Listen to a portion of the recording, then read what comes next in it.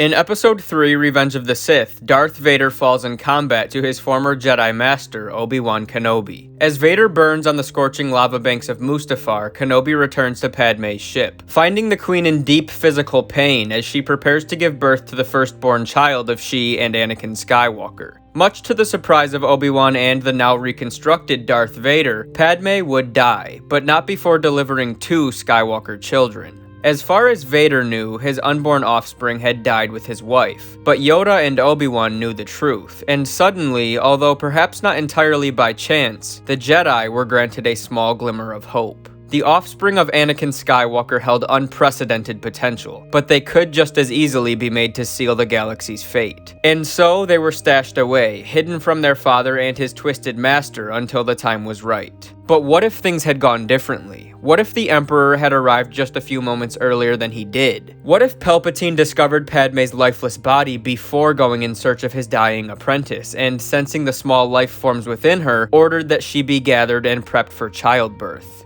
Obi-Wan would return to the landing pad, taking note of Padme's disappearance, but already aware that there was no time for questions. The Emperor was here, and it was time for him to leave. Kenobi would rendezvous with Yoda and Senator Bail Organa, where the 3 of them would discuss their next move. And in this very plausible turn of events, the entire Skywalker saga is turned upside down. The room was dimly lit. It was quiet, peaceful.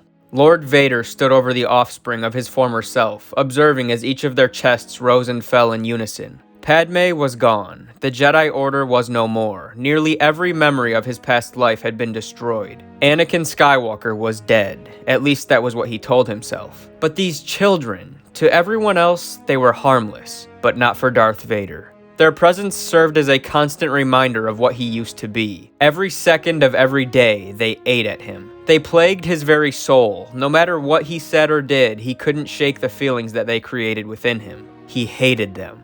But did he really?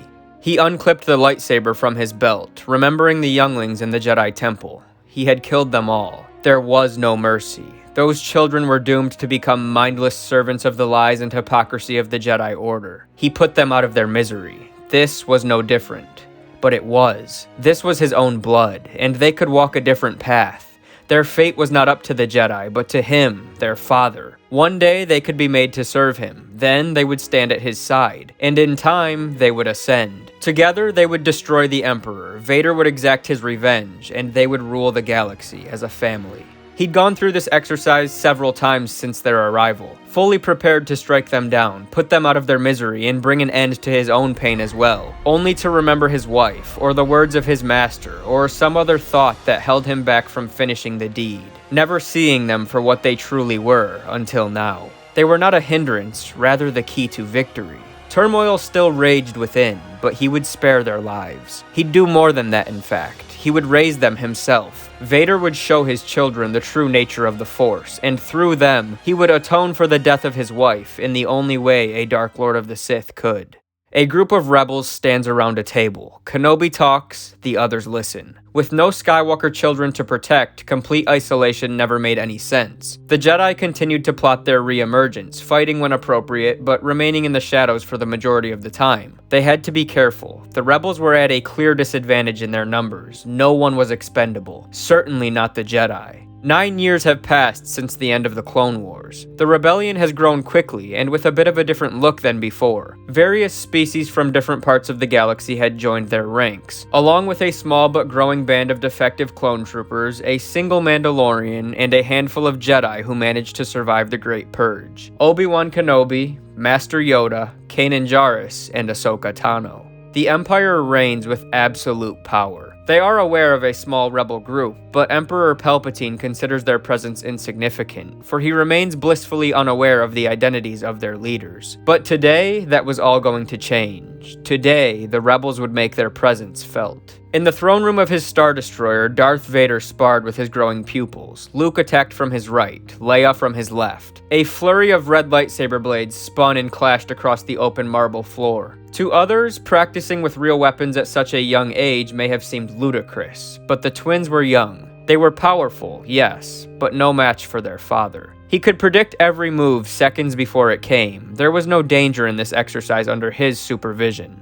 On one hand, that was a good thing, but on the other, Darth Vader grew impatient. It had been 9 years, and still, these two were no match for him, let alone the Emperor. The duel carried on, Vader deflecting each and every attack with the utmost level of ease. And then he reached out, forcing the two of them backward with a push gentle enough not to hurt them, but strong enough to sweep Luke off his feet. There, another small sign. To most, probably a meaningless one, but Vader took note of it. He'd seen it in moments before. It was still early, but Leia was emerging as the stronger apprentice, a fact that Vader was secretly disgusted by. He had come to favor Luke as the children had grown. Leia, while still just a child, was reminding her father more and more of his late wife, a feat that she could not possibly be held responsible for, but a reality that did not sit well with the Dark Lord. He began to speak, but was suddenly silenced as a familiar presence stole his attention. He stood up straight, sensing the events taking place on his very own ship. Obi-Wan was here, and he was not alone. He did not leave the room and attempt to stop them, for it was already too late. He simply waited, observing as multiple beings moved in on his location within the destroyer. And then the door opened. 6 clone troopers entered, quickly fanning out to either side. And behind them, not one, but 2 familiar faces. Obi-Wan and Ahsoka, the master and the apprentice.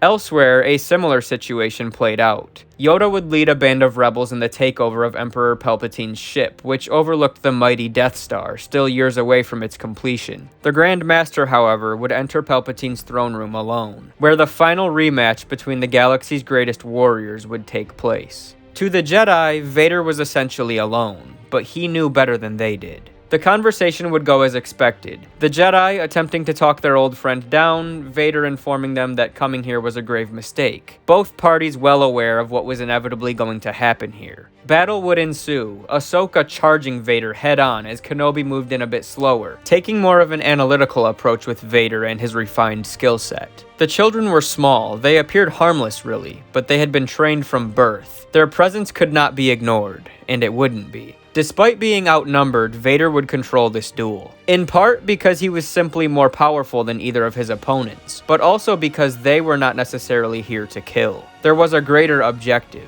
Clone Force 99 had specific instructions to capture the child, not to kill. The only unexpected caveat being now there were 2 of them. An unexpected revelation, but one that did not change their orders. Leia stood back for a moment, shocked, utterly confused by what was going on here. Luke, however, did not show such hesitation. He ran to aid his father, but he was quickly jarred backwards by the outstretched hand of Ahsoka Tano. Leia continued to watch as a similar sequence played out again and then again. Ahsoka locked eyes with the little girl as Luke was pushed away from the violence one more time. What was really only a split second in time felt like an eternity. The 2 of them shared a moment of understanding, of compassion, and then it was interrupted. Luke shouted just before he was stunned. Leia snapped out of it. She ran for her brother, who was now being carried off by one of the clones. The others fired at her, but she was not an easy target. She slid beneath their line of fire, ducking and weaving through the room, using crates and stairwells as cover as she pursued her brother's kidnapper. But she wasn't going to catch him.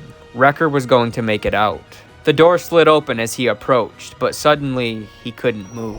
He was frozen in place. Ahsoka's body slammed into the wall of the destroyer. Obi-Wan's feet slid backwards across the floor. The rest of the clones began to choke as their feet dangled helplessly above the ground. Vader spoke only 2 words. Drop him.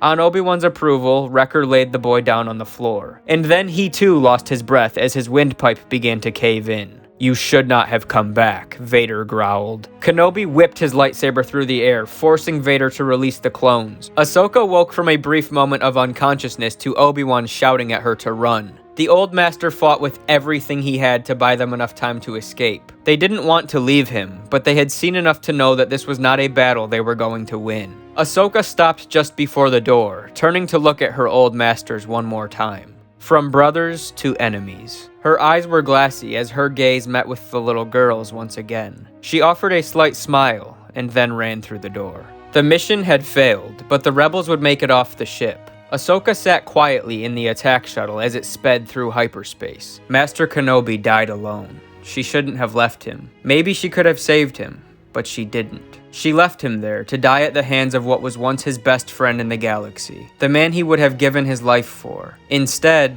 the man he had now given his life to. She didn't know how yet, but Ahsoka would find a way to make things right. The day's events were not a total failure. Everyone else on Vader's ship had been defeated. Across the galaxy, an entire fleet had been taken down. It was reported that Palpatine's personal Star Destroyer had crashed down in a fiery blaze on the sands of Jakku. Yoda too was gone, but Darth Sidious along with him. A clear message had been sent to the galaxy. The Empire was not invincible. The seeds of a true revolution had now been planted, and the Rebel Alliance was here to stay. And with that, part 1 of this alternative timeline comes to a close. Part 2 will be out soon, so stay tuned for that. But in the meantime, let me know what you guys think about this story so far in the comments section below. If you enjoyed this video and you are looking forward to the next one, remember to drop a thumbs up before you go. Have a wonderful day wherever you may be, and of course, may the Force be with you always.